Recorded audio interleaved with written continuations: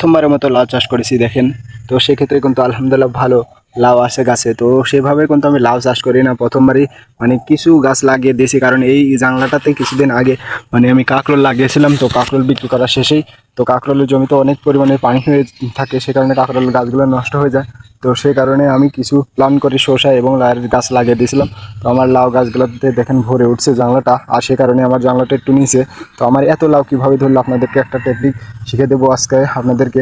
যে লাউয়ের যে এই যে ডোকা দেখতে পাচ্ছেন না, এই ডোকা মেন ডোকাটা যেটা সেটা কিন্তু লম্বাভাবে বড় হয়ে আসবে, ঠিক আছে।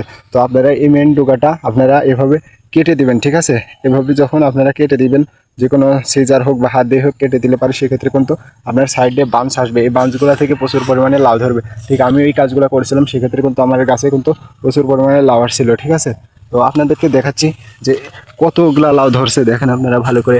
এই দেখেন 2টা 3টা, ওই দেখেন ওই সাইড দেখুন তো প্রচুর পরিমাণে জালি এবং বড় বড় লাউ ধরেই আছে, ঠিক আছে।